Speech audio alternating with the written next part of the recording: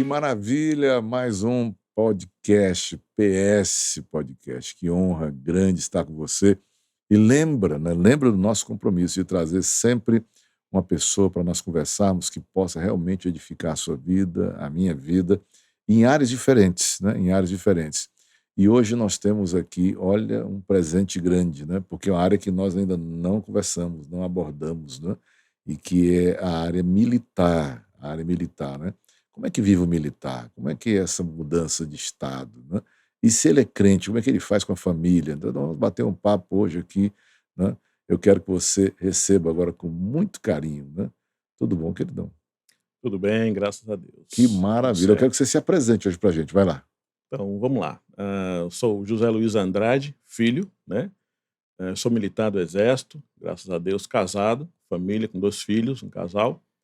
Estamos residindo atualmente em Fortaleza e atualmente somos membros, né, da Seven Church, a melhor igreja do mundo. Uau! A melhor igreja do mundo é aquela que Deus coloca você, fica tranquilo.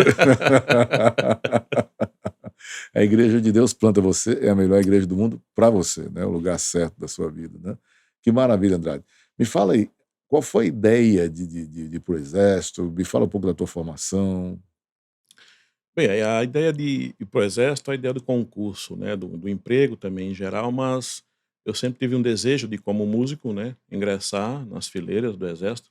Apesar de ter sido aconselhado antes a estudar para seguir uma carreira artística de orquestra sinfônica e fazer concursos em coisas civis, mas eu tinha esse desejo de pertencer a uma instituição federal, né, uma Uhum. instituição que me desse um pouco mais de segurança, né, e nasceu o desejo de fazer o concurso. E eu estudei para isso e me submeti ao concurso, passei, né, entrei no Você tinha que exército idade? eu tinha 19 anos, Uau, 19 anos. que maravilha. Enfrentei um concurso em João Pessoa, né, e obtive ali, com a graça de Deus, né, o primeiro lugar e fiquei com a vaga, ingressei em 97, 1997, Primeiro lugar. primeiro lugar. Então, só para você ter uma ideia, né, o que que significa onde ele está, a localização, né? João Pessoa é um lugar que nós temos assim de uma efervescência cultural muito grande, certo? Por exemplo, as nossas orquestras aqui no Ceará, sempre a gente começava e parava, começa e para, começa e para. Já João Pessoa não tem a universidade, a orquestra sinfônica, ou seja, é um espaço para que um jovem de 19 anos, como ele estava na época, realmente querer ingressar, porque muitos músicos foram por esse caminho, né? Então é uma decisão que não é fácil, que você não é uma coisa do outro mundo, pelo contrário, é uma coisa palpável, né? Exatamente. As possibilidades são várias, porque João Pessoa tem essa peculiaridade de ter uma orquestra sinfônica profissional, Isso. uma jovem e uma também da prefeitura, são várias orquestras e funcionam perfeitamente bem, com projetos e tudo, remuneradas, né. As oportunidades são grandes, mas eu tinha uma outra visão, até por conta de aconselhamento também, questão de segurança, segurança financeira, né, uma segurança de carreira também, e aí eu optei por esse lado militar também e não me arrependo. É, do Brasil ainda é muito difícil ser músico, né? Essa questão da arte em geral, né, música principalmente, que tem a questão da valorização, né, a valorização da música em si, a valorização do pintor, a valorização em geral da arte, né. Então a música se restringe ali a algumas oportunidades, né.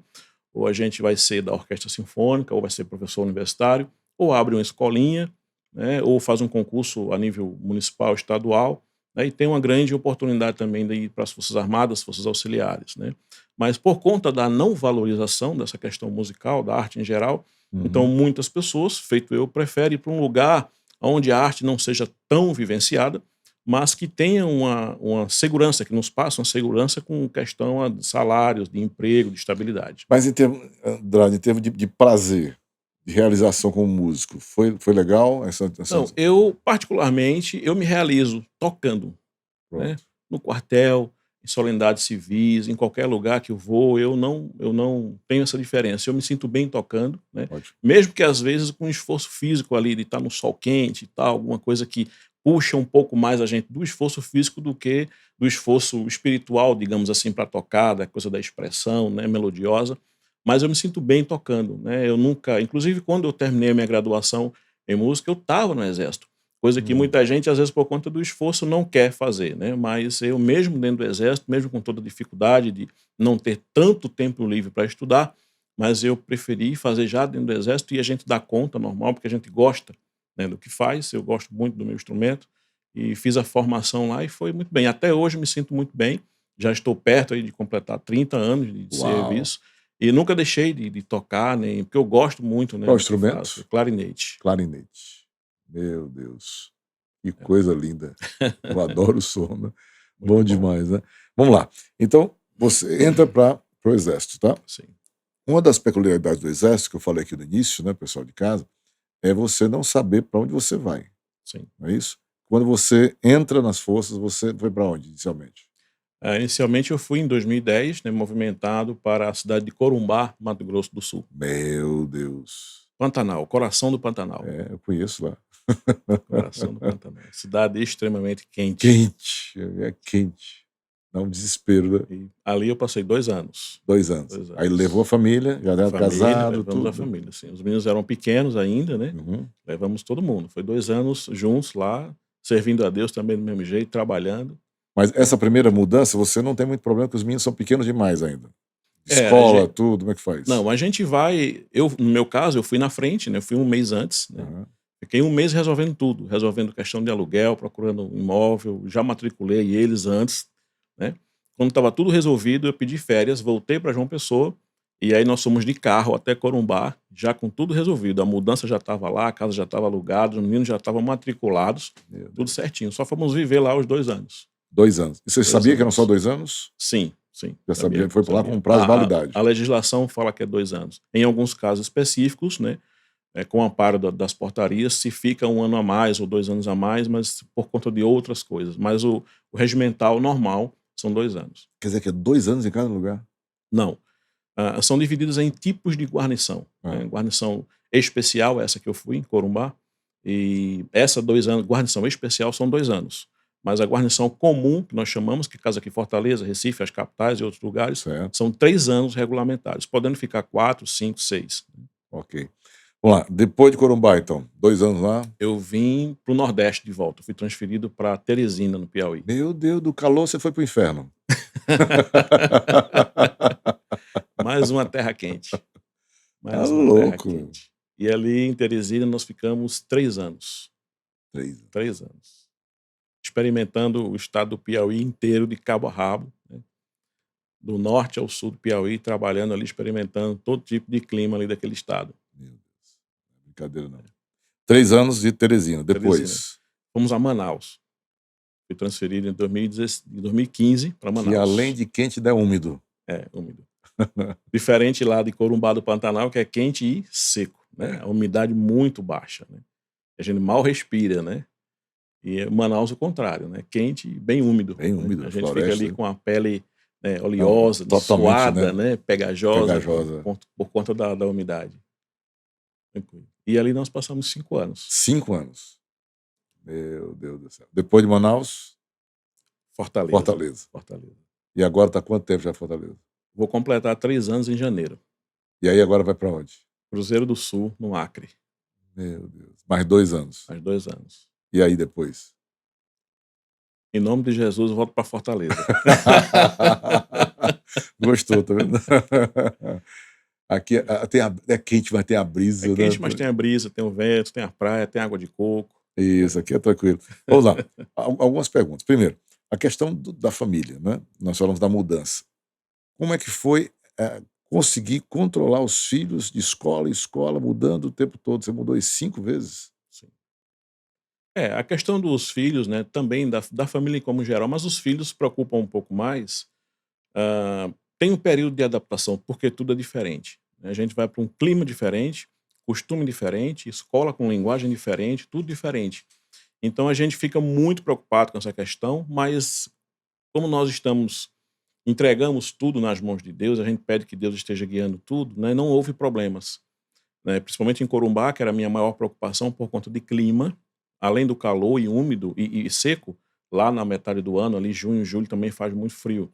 5 graus, 6 graus o tempo todo. E a gente ficava com essa preocupação, né? Essa mudança de clima. Mas, graças a Deus, a gente conseguiu superar. Né? O período de adaptação foi um pouco pesado, porque realmente tem que aclimatar, né, no lugar que a gente está, mas a gente teve um cuidado além do normal com as crianças. A Juliana era muito pequenininha, o Henrique também era pequenininho ainda, ali por volta de 9, 10 anos, e a gente toma todos os cuidados, precaução, para que eles, né, consigam se adaptar. A escola algumas coisas diferentes também, mas a gente vai orientando, vai conversando, fala muito em casa, conversa muito em casa, né, para poder orientar. Por exemplo, a Juliana não sabia ler nem escrever, era pequenininha. Aham. E ela foi alfabetizada lá em Corumbá, no colégio adventista que tem lá. Então a gente é um ensinamento, uma experiência diferente, que a Juliana começou a chegar em casa, fazer algumas tarefas, e ela começou a escrever, e a gente vinha de João Pessoa, né?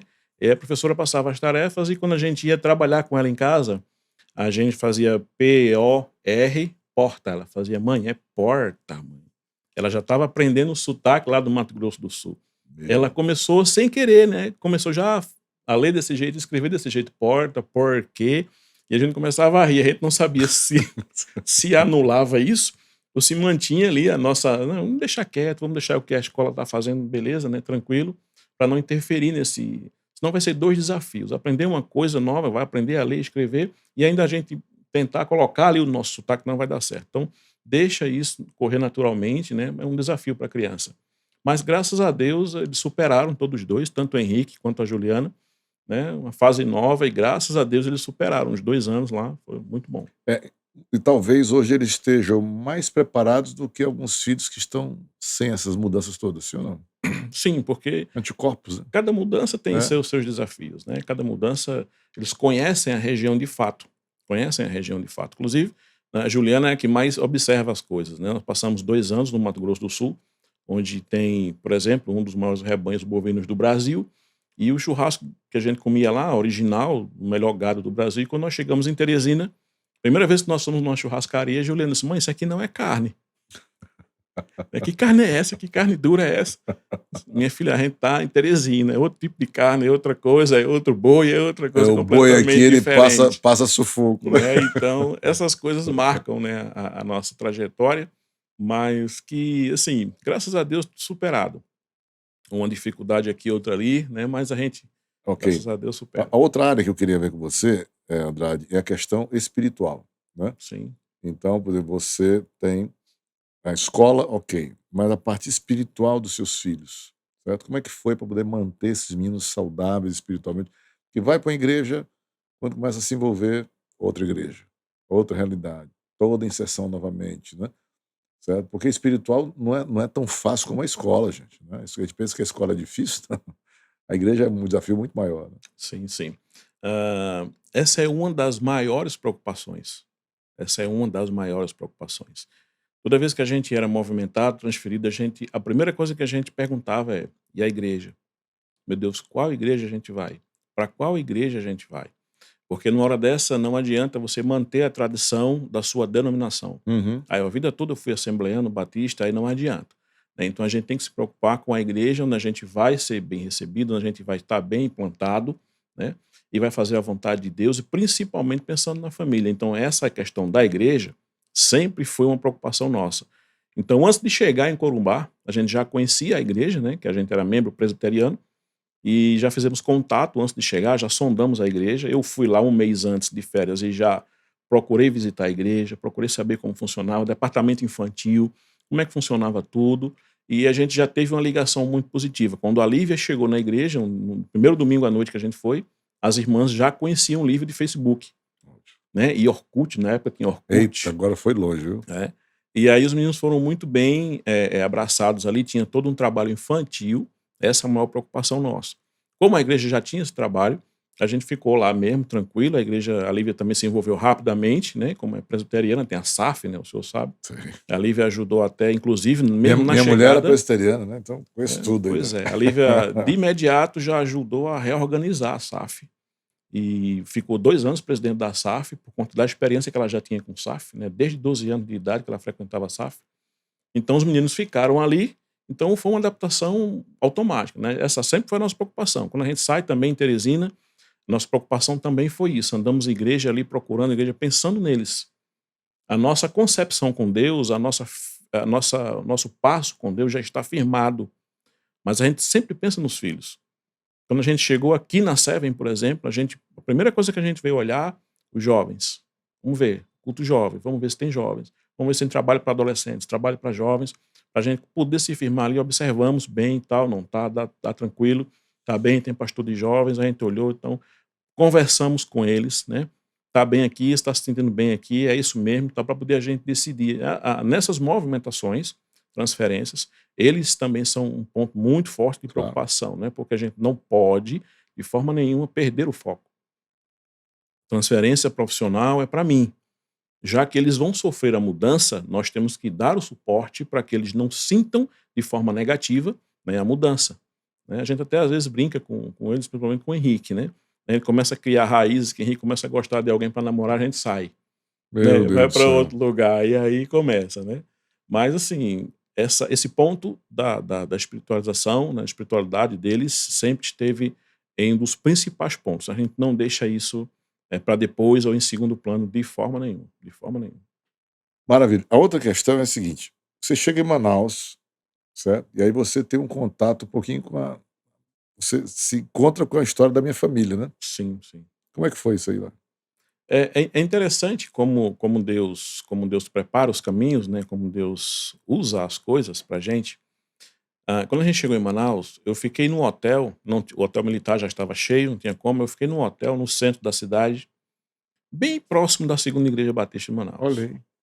E como eu já falei que a nossa preocupação sempre é a igreja, independente de qualquer coisa, não interessa se o quartel vai estar bom ou ruim, se a cidade vai estar boa ou ruim, a gente se preocupa com a igreja.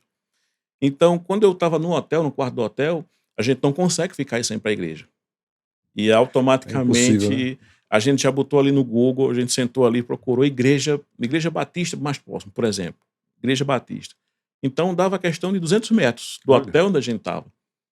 E a gente olhou assim, disse, não dá para ir a pé. Mas eu olhei pela janela, centro de Manaus à noite, né? Não tem como, não tem como. Então, na frente do hotel tem um ponto de táxi.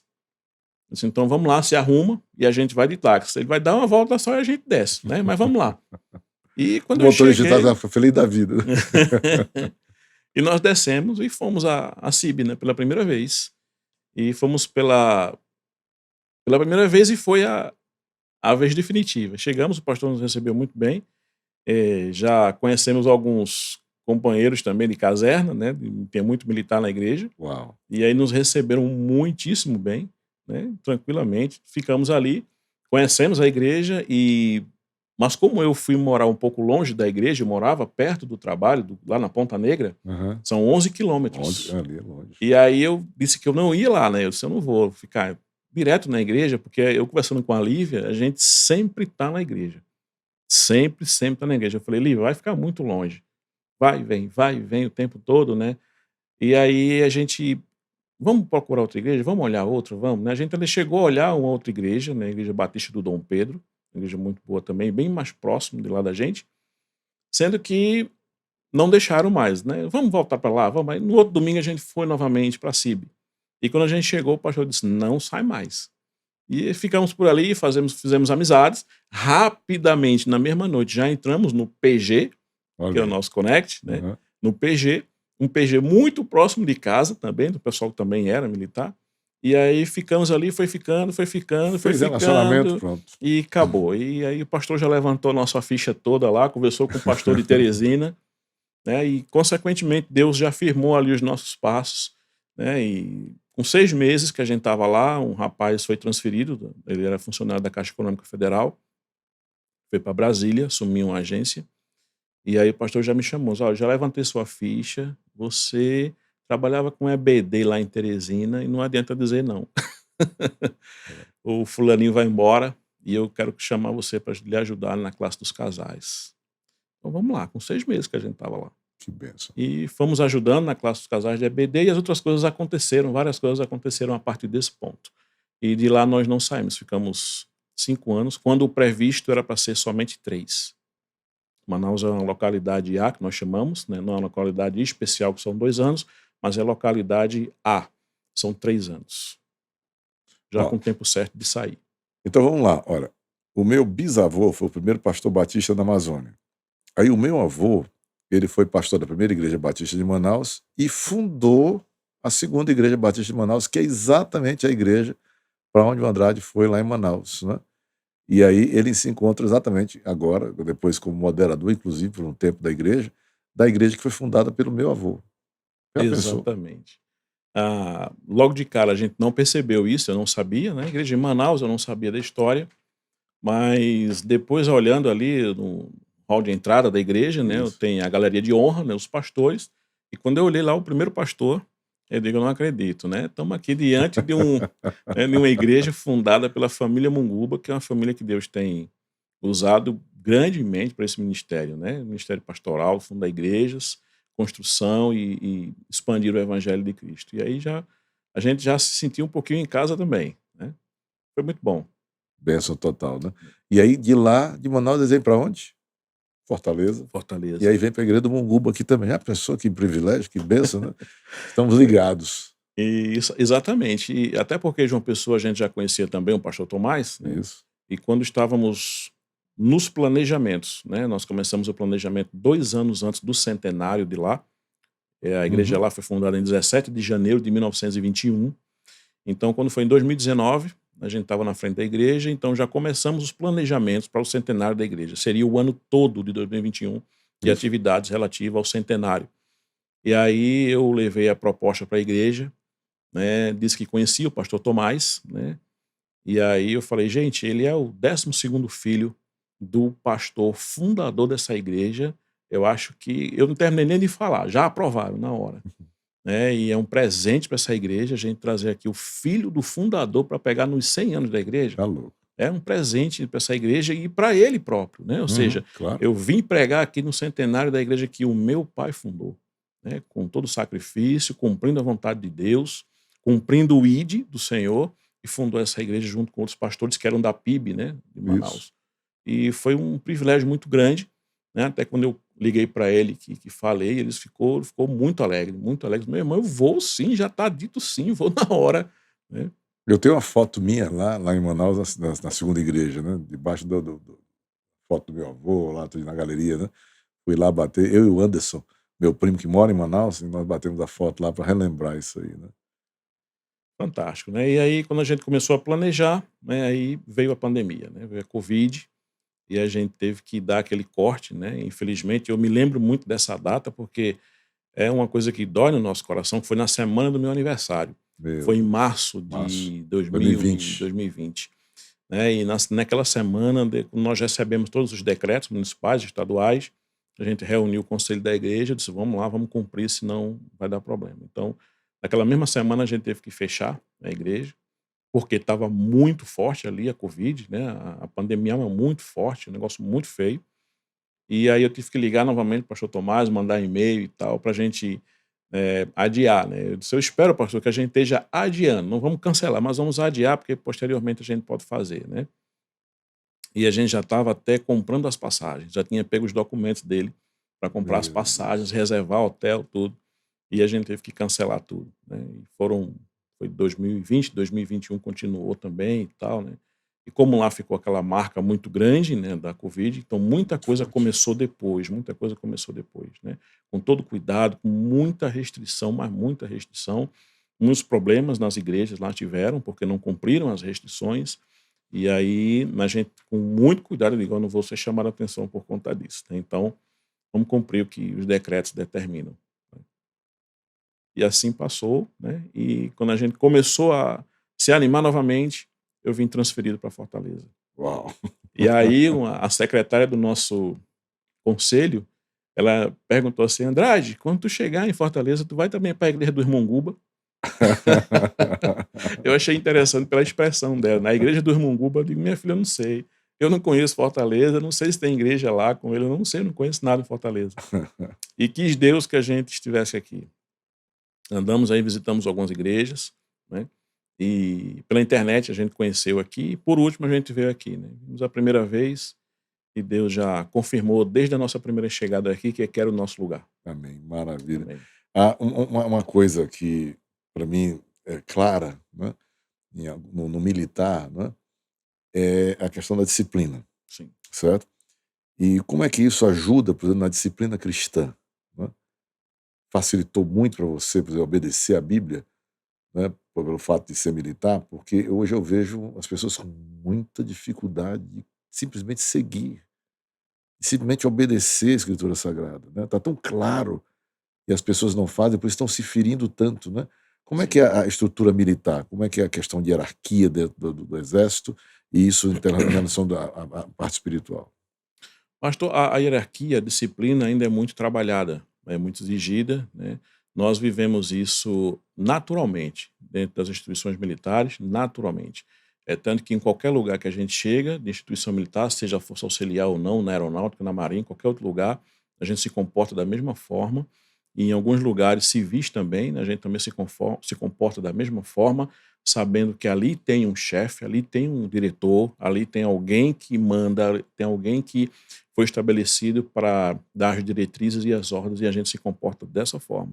A disciplina ainda é muito forte, é muito exigida, até porque todo mundo fala, né, o militar sem hierarquia e disciplina não funciona, que são os dois pilares bases, né, básicos de qualquer instituição militar, hierarquia e disciplina. E quando a gente remete isso para a igreja, a, a gente que essa semana dando aula aqui sobre o livro de Êxodo, né? Uhum. Eu falei muito isso sobre o livro de Moisés, as leis e os mandamentos, né? Quando Moisés explica para o povo que quando se desobedece às leis e os mandamentos, está se desobedecendo ao próprio Deus. Então ele faz com que o povo entenda isso. Então, no nosso caso, é a mesma coisa.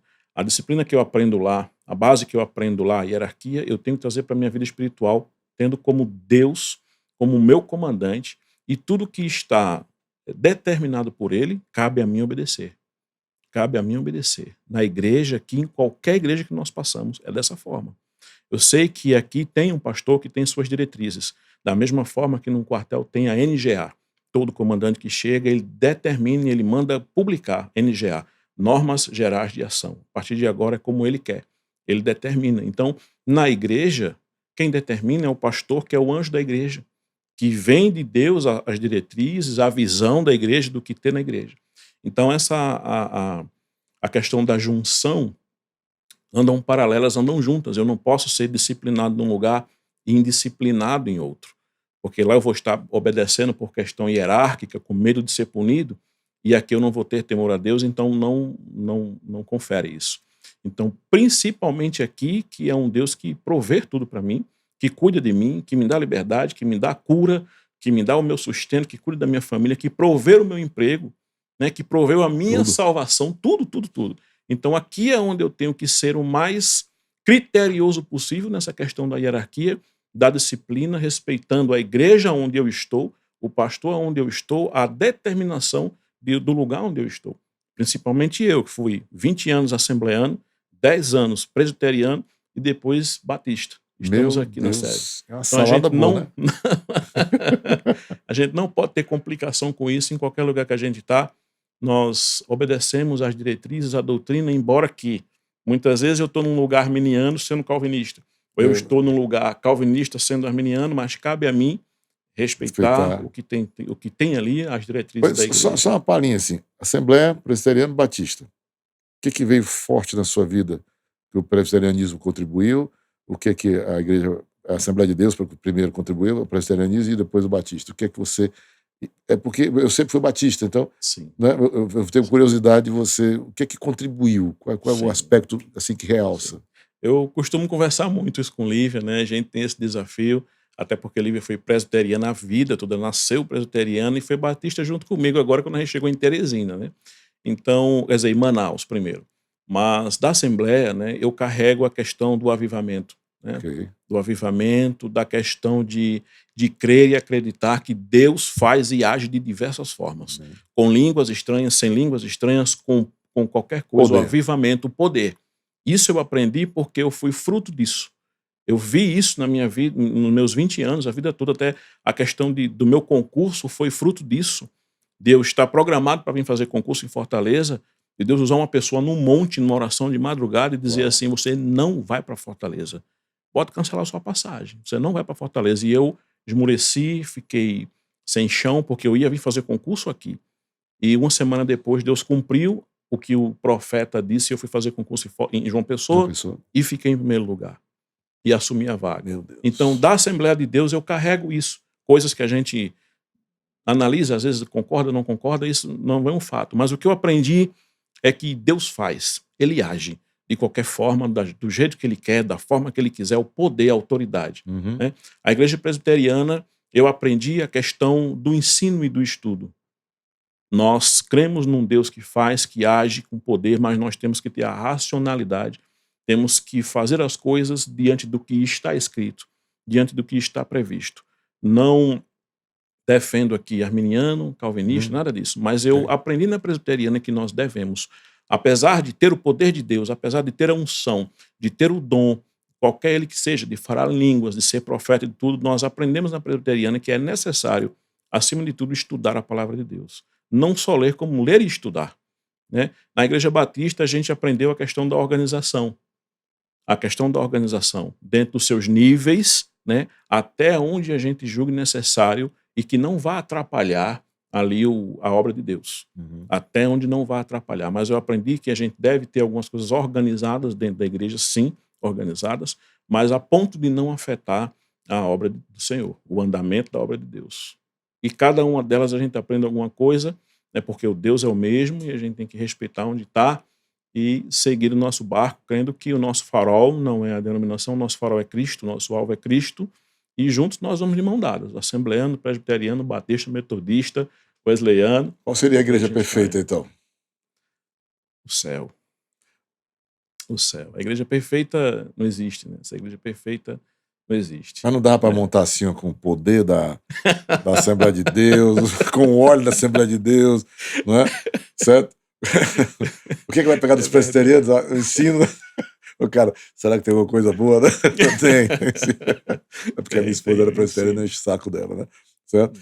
Então, dos presbiterianos, né, do Batista, a organização, Sim, né? Então você vai ter uma igreja sim, poderosa, sim. né? Meu Deus, que bênção, né? E a visão missionária também, né, essa questão da visão missionária batista também é muito forte. É. Nós temos na Amazônia ali, por exemplo, a convenção tem um barco próprio, barco missionário, onde toda a Amazônia, além de pregar o evangelho, claro, missões, se leva auxílio para as famílias, né, o Ah, atendimento médico-odontológico, faz tudo. aquela, como é que chama? Filtros, né? Para É, poder. As crianças morrem por questão da água, né? Então ela exatamente, sai é. da denominação, sai fazendo filtros, Ah, instalando tudinho, para prevenção de doenças, tudo é muito exato. É uma forte. preocupação tão forte que existe lá, né, na comunidade do Tupé, a 2 horas de barco saindo de Manaus, comunidade do Tupé, um centro de formação missionária da Convenção Batista Nacional, onde tem um pastor que é responsável pela formação dos radicais da Amazônia. São jovens do Brasil Que inteiro que vão legal. para lá serem formados, tanto em missiologia quanto em Uhum. teologia, e também em estágio de adaptação à vida na selva. Uau. E também aprende a lidar com as coisas, os desafios da selva, e depois que terminam o período escolar, eles são enviados para comunidades onde não tem igreja, onde não tem evangelho. Em duplas, em trios, em quartetos, e são Que espalhados pela legal, cara. Amazônia. Coisa maravilhosa, né? Projeto Radical Amazônia. Então isso também me deixou bem, bem impactado, né? Porque são pessoas que entregam seu coração de fato para missões e vão, não sabem para onde vão, só sabem que vão ser formados ali, próximo a Manaus, numa base, e depois eles vão ser espalhados pela Amazônia para pregar o evangelho, plantar a igreja e cuidar da igreja. Muito Meu forte. Deus, que coisa linda. Exatamente. Maravilha. Meu Deus, fortíssimo. Andrade, vamos lá. Voltando para a questão da música, né? Como é que você vê, por exemplo, hoje a música na igreja, certo? De uma maneira geral? Não só na SEB, eu estou falando, você passou pela Presbiteriana, pela Assembleia de Deus, né? Certo? A Igreja de Manaus, Teresina, Corumbá. Então, como é que você vê hoje a questão musical nas igrejas? Isso é um ponto crucial, né? É um ponto muito importante que a gente tem que tratar, que a gente tem que cuidar. E às vezes eu fico brincando com os filhos em casa, né? Com os meninos são jovens, Henrique, baterista, a Juliana já tem um outro gosto musical. E a gente, como, olha só, assembleano, né? E músico, né? Meu E Deus. formado em música e com conhecimento de música secular também e outras coisas, eh, eu vejo algumas inovações, né, dentro da igreja que a gente poderia dar uma freada ou dar uma mudada, alguma coisa que acontece para não entrar muito no ritmo que não seja tão agradável a Deus. Eu sou do gosto, né, da opinião, né, É, da música bem feita, da música bem arranjada no pronto. arranjo, da música bem tocada, bem cantada. É tanto que quando os meninos fazem alguma coisa diferente aqui, no púlpito feito foi domingo passado agora, eu elogiei as meninas lá fora, que a gente percebe a diferença da harmonia, a coisa que foi trabalhada, né, que é o que importa. E eu não sou, assim, a favor de muita inovação, né? Muita inovação que às vezes sai um pouco o espírito, sai um pouco a essência do louvor, da adoração verdadeira, principalmente, eu repito muito isso em casa, principalmente quando as coisas são imitação do mundo.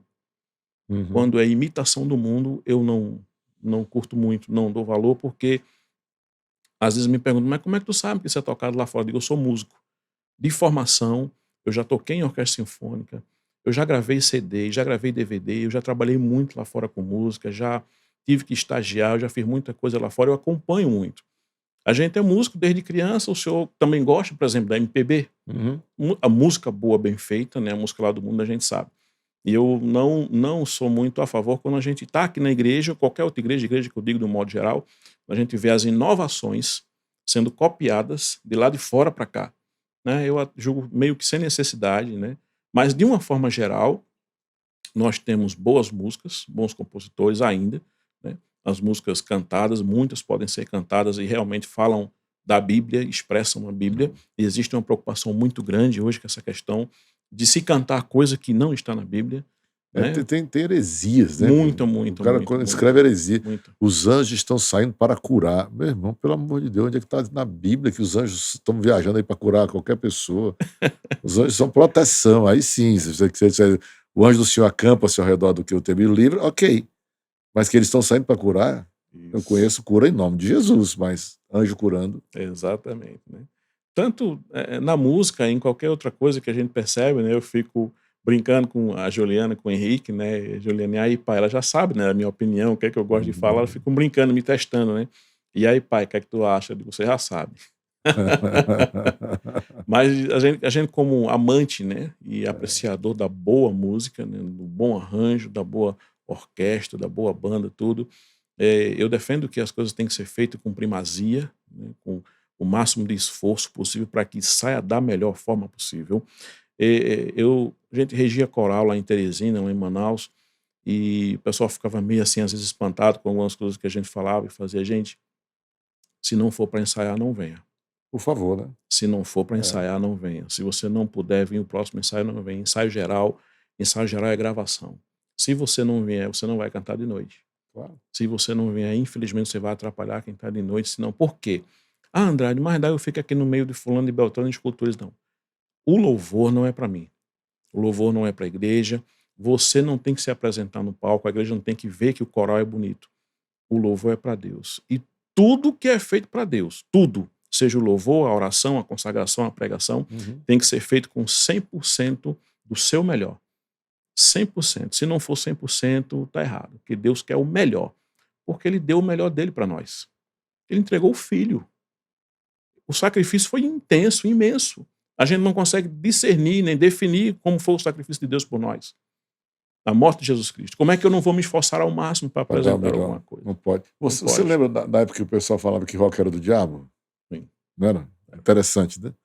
Como se o rock fosse alguma coisa. O rock é Um ritmo. um ritmo, Rock é um ritmo. né? Um É. ritmo. Aí o cara, não, mas é do diabo. Se você disser que heavy metal é do diabo, aí tudo bem. Sim. Mas então, as pessoas, outro dia chegou, não, porque valsa é do diabo. Eu disse, meu amigo, você vai entregar tudo pro diabo, nós vamos tocar o quê, pelo amor de Deus? Né? Que vai tirar todos os hits, vai deixar tudo pro diabo? Né? Exatamente. Então, não é isso que nós estamos falando. Nós estamos falando de execução, de fazer bem feito, né? De ter o melhor para Deus. Né? Teve Exatamente. um jovem que eu cheguei para ele e disse: olha, eu não gosto da sua voz. Né? Fui bem sério quando eu chamei para conversar, eu não gosto da sua voz. Eu acho, inclusive, que você é desafinado, certo? Eu acho que você canta na garganta. E aí ele falou com os olhos arregalados assim para mim, né? Certo? Eu acho que você, inclusive, chega atrasado nos horários, tudinho, mas eu respeito uma coisa: a unção de Deus está sobre a sua vida. Então, é o momento que você tem que transcender um pouquinho e dar um desconto para a área musical e saber que a unção é mais importante. Sim. Algumas pessoas acham que a parte musical é mais importante. Não é. Né? O que é mais importante é a presença de Deus. Né? Agora, Exatamente. se você consegue unir a presença de Deus à performance bem feita, ao zelo, ao carinho, né? Ao ensaio. Por exemplo, aqui na igreja, os músicos eles recebem tudo com antecedência, eles têm que vir sabendo. Eles não vêm para cá para ensaiar. Eles vêm para cá para executar o que eles estudaram em casa. Eles recebem a música, recebem a cifra, recebem tudo, né? Ele tem que trazer tudo pronto.